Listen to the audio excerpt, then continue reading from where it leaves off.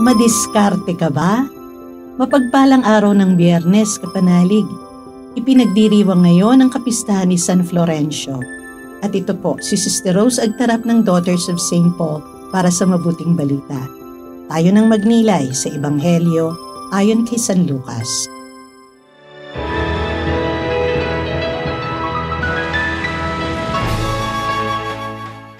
Sinabi ni Jesus sa kanyang mga alagad, may katiwala ang isang mayaman at isinumbong sa kanya na nilulustay ng katiwala ang kanyang kayamanan. Ipinatawag niya ito at sinabi sa kanya, ano itong narinig ko tungkol sa iyo? Magsulit ka sa akin ng iyong pangangasiwa dahil hindi ka na makapangangasiwa.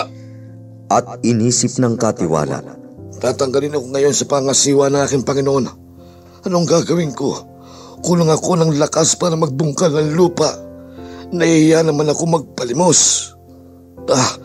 Alam ko na ang gagawin ko. At pagkatanggal sa akin sa pangasiwa, may mga magpapatuloy sa akin sa kanilang mga bahay. Kaya tinawag niyang isa-isa ang mga may utang sa kanyang Panginoon. Tinanong niya ang una, magkano ang utang mo sa akin, Panginoon? Sumagot ito, 100 galon ng langis. Sinabi ng katiwala, narito ang resibo mo. Maupo ka agad at isulat mo, 50. Tinanong naman niya ang ikalawa, at ikaw, magkano utang mo? Sumagot siya, 1,000 takal ng trigo. Sinabi ng katiwala, narito ang iyong resibo at isulat mo, 800. Hinangaan ng Panginoon ang matalinong paggawa ng di matuwid na katiwala. Mas matalino nga ang mga taong makamundo sa pakikitungo sa mga gaya nila kaysa mga tao ng liwanag.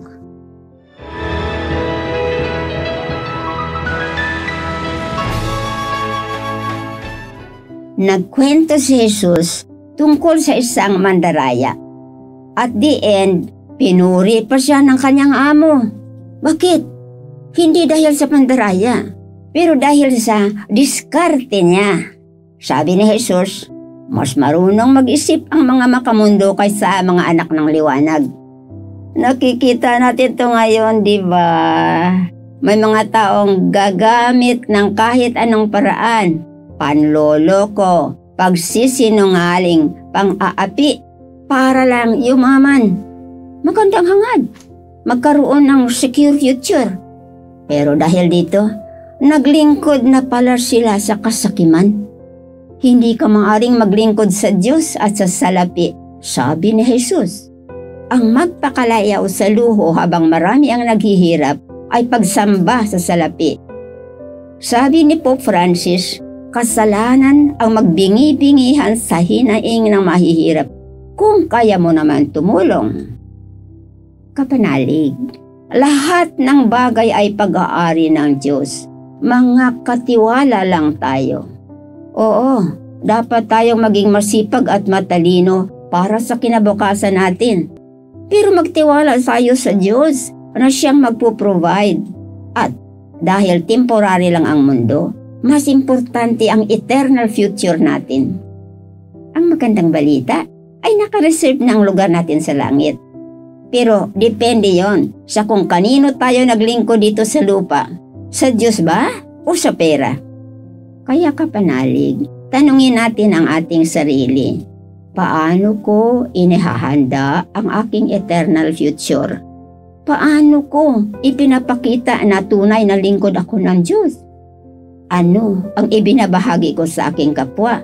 Material man ito o spiritual? Manalangin tayo. Lord, gawin mo kaming mabubuting katiwala ng aming buhay at ng kalikasan.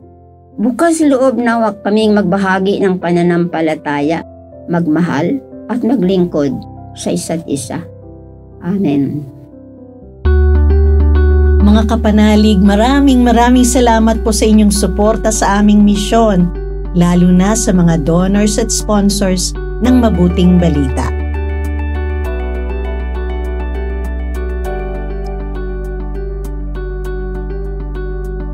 Subscribe, like, share, and follow po Lines sa aming social media accounts.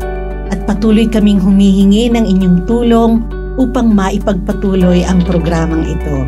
Maaari po ninyong ipadala ang inyong love offerings at donasyon sa aming donations channels. Makakaasa kayo na kasamang lagi ang inyong mga intensyon at kahilingan sa aming panalangin araw-araw. Ito pong muli si Sister Rose na nag-aanyaya sa inyong manalangin para sa mga minamahal nating pumanaw. Pagkalooban mo sila, Panginoon, ng pagkahimlay na walang hanggan at mamulat nawa sila sa kaliwanagang walang katapusan. Naway magpahinga sila sa kapayapaan. Amen. We are here to provide a new way of communicating and proclaiming the gospel.